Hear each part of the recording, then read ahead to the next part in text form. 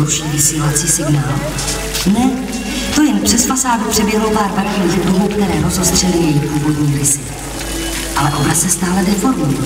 Zrní, jako by chtěl říci, proměň si oči, protřepej uši, něco je jinak. Směsice barev se zapletla do zbytku zdiva z fasády a vytvořila kopii moderního obrazu. Nebo je to monoskop? Plastické vlisy, barevné kovy, umělecké dílo s velkou pamětí.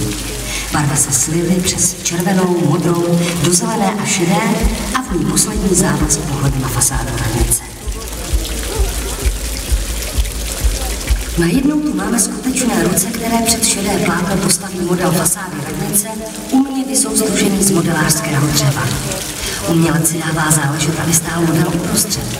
Posun o poslední milimetry a pak už kamera zabírá detail celého modelu.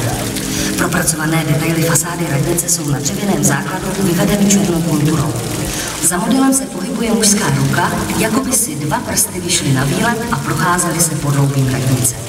Ale to snad umělec upevňuje model, aby dobře stál.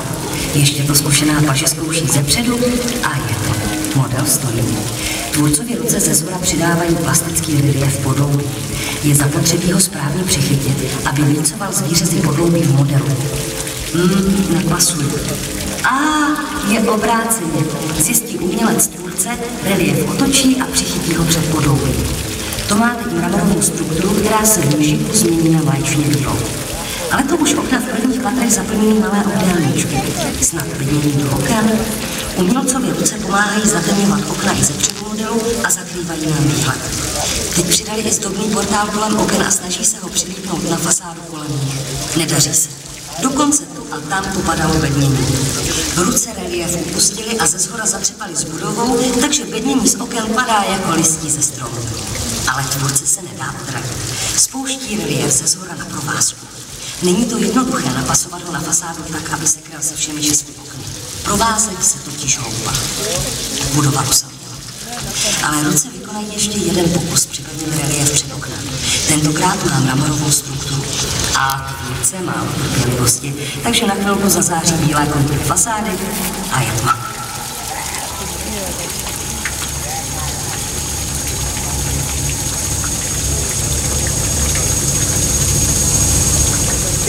Z ní se znovu vynoří obrysy radnice. Jako bychom se na ní dívali z dálky přes okno, za kterým prší. Proudy deště se mění v bílé šňůrky, které se přesouvají zleva doprava.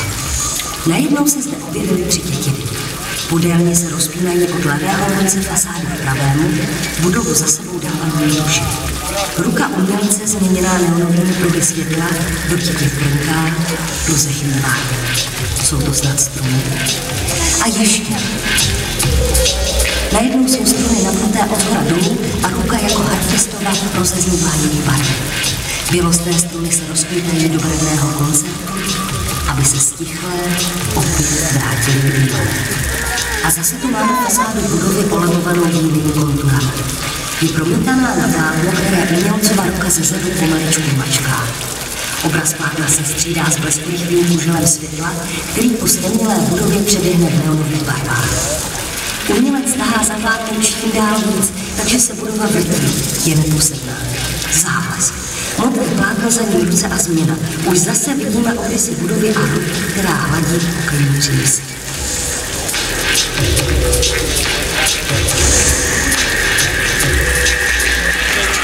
Obraz se zdeformoval.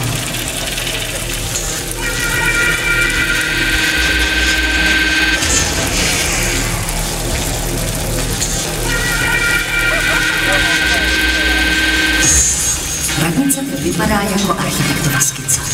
Tenké čáry se přikrývají, posouvají, jako by ještě hledali své správné místo.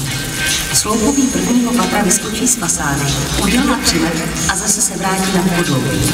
Okna prvního patra se zavětí, zvýší, asi se budova nemůže dočkat, až nám to všechno povypráví. První a druhé patro je proměněné v pravidelné hradaté pokoje s domečkou propadem. Jako šuplíky se vysouvají a zajíždějí, aniž by prozradili, koho schovávají. Architektovi skici si žijí vlastní život. Otočí se kolem své osy, slíbí se do změny čar a znovu vykreslí budovu z podloubí.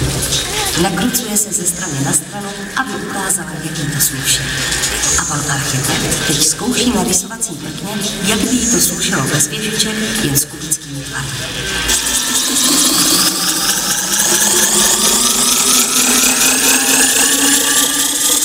Teď se po černém rysovacím prkně rozběhlo různými směry několik krátkých čar. Jako bělavé jiskry za sebou nechávají stopu, ve které tušíme střechu radnice, pak podloubí a nakonec kontury celého renesančního domu i z věží. Jen jako linky postupně projíždějí rysy tváře temné budovy, sejdou se a vytvoří snad vitrážové okno? Ne, je to reliéf radnice s věžičkami. A abychom nezapomněli, ukáže nám mistr rysovacího prkna, jaké divy by se z ní daly udělat. Poslední pohled na patrová šupátka a tma. Podélný paprsek světla klouzá po fasádě ze zhora dolů, ze země vyrůstné radnice poděná do šedého proužkovaného kabátku.